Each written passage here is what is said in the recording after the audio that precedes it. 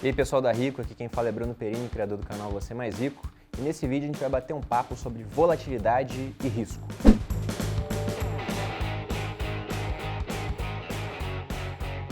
Antes de passar para o conteúdo do vídeo, eu quero pedir para você que não é inscrito aqui no canal da Rico para se inscrever e para ativar o sino das notificações. Assim você vai ser sempre avisado quando a gente postar alguma novidade aqui no canal. E já deixa seu like para ajudar a compartilhar essa mensagem. Agora falando mais sobre volatilidade e risco, né? Se a gente for pegar o comportamento do ser humano, a gente tem uma tendência a ser avesso a risco.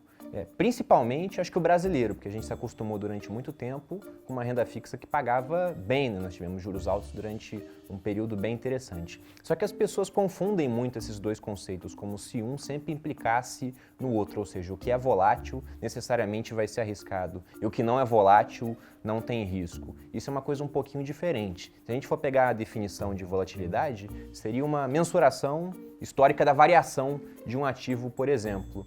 E vamos pegar a poupança, né, que seria um investimento, se é que a gente pode chamar poupança de investimento, extremamente pouco volátil. Porque a poupança, quando a Selic está acima de 8,5% por ano, ela vai render 0,5% ao mês, mais a TR. E quando está abaixo, vai render 70% da Selic. Agora que nossa Selic está estacionada em 6,5% já tem um tempinho, a poupança ela tem um rendimento linear ali, vai estar rendendo basicamente a mesma coisa mês após mês. Então, bem pouco volátil, só que é um rendimento muito baixo. E dependendo das condições da inflação do país, pode até perder para a inflação. Então, tem risco baixo, mas tem esse risco de perder para a inflação. Aí, passando para investimentos mais interessantes que você acha aqui na plataforma da Rico, por exemplo, a gente tem CDBs, que vão conseguir ganhar da inflação, né, que vão estar acompanhando ali, por exemplo, o CDI, que acompanha bem de pertinho a taxa Selic, e também tem pouca volatilidade e, nesse caso, um risco menor. Né? Se a gente for colocar LCs aí também, basicamente a mesma volatilidade de um CDB, só que o risco marginalmente maior. Os dois vão ter uma garantia do fundo garantidor de crédito de até 250 mil por instituição por CPF, mas, na minha opinião, a chance de um CDB vir a precisar dessa garantia é menor, porque ele é emitido por um banco, enquanto uma LC é emitida por uma financeira. E as financeiras têm receita vindo basicamente de crédito, enquanto o banco tem crédito, mas tem seguros, tem câmbio, tem aquela taxa de serviço, né? Eles podem cobrar ali uma taxa de manutenção da conta, taxa por TED, por DOC. Então tem fontes de receita mais diversificadas e mais resilientes. Mas apenas mostrando como volatilidade é diferente de risco, vamos pegar o caso de um CDB pré-fixado. Você coloca seu dinheiro num CDB pré-fixado e ele vai render a mesma coisa dia após dia, porque já tem uma taxa contratada durante todo o período da aplicação. Então o comportamento dele é zero de volatilidade, ele vai continuar rendendo exatamente a mesma coisa. Só que essa falta de volatilidade não significa que ele não tenha um risco, né? Então tem o risco da instituição, mas tem essa cobertura do FGC, o que minimiza muito esse risco, mas a questão é que ele pode não repor a inflação do período, se a inflação passar daquela taxa que o CDB está pagando. Então ele tem pouca volatilidade, mas ele tem algum risco. E uma história que ilustra bem essa questão de volatilidade e risco é a metáfora do peru de Natal. Na verdade é o peru de Ação de Graças, mas aqui no Brasil a gente não comemora Ação de Graças.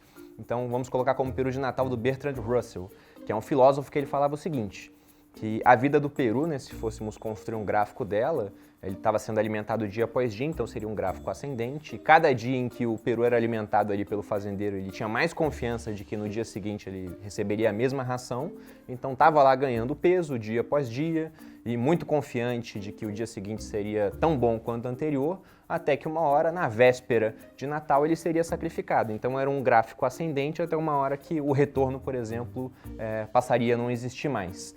O que isso significa, então, gente, é que você pode procurar, e acho que até deve, com a maior parte da sua carteira, investimentos com pouca volatilidade, porque você ter o seu patrimônio variando muito todo dia, isso é muito estressante, ainda mais para quem está começando a investir agora. Mas também deve procurar pegar uma pequena parte da sua alocação, isso aí cada um vai definir o seu perfil, a gente fala aqui disso no canal aqui da Rico também, já tem vídeo sobre isso, para ver o quanto você vai investir em renda variável. Aí você vai ter uma aplicação mais volátil e que também vai trazer um pouco mais de risco, né? Se você entender risco como a chance de ter um retorno diferente do esperado, porque num cenário negativo, as ações, por exemplo, elas vão cair de valor, mas num cenário positivo também podem trazer um retorno muito maior do que você espera. E num cenário negativo, se você tem parte das suas aplicações em renda fixa, pode ser de baixa volatilidade, volatilidade e de baixo risco, elas tendem a compensar esse cenário negativo e num positivo vão deslanchar por conta do retorno das ações, por exemplo.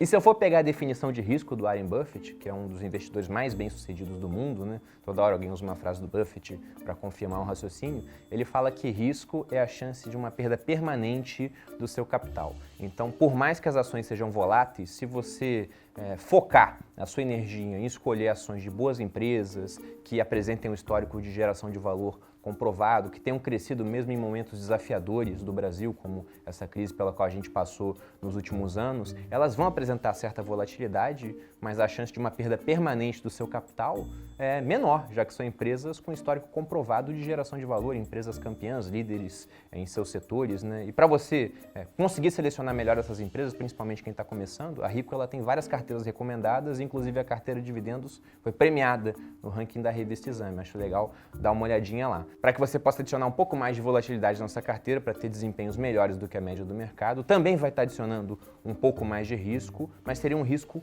controlado e essa volatilidade traria retornos maiores, na minha opinião, no longo prazo. Então, gente, o recado é que volatilidade nem sempre é igual a risco e que existe risco em investimentos que têm baixa volatilidade e que investimentos de alta volatilidade têm risco, mas às vezes não é tanto assim quanto a gente pensa. Então é isso, espero que vocês tenham gostado do vídeo. Se você gostou, deixa um like aqui, se inscreva no canal da Rico para ficar a par das novidades. Um grande abraço e até a próxima!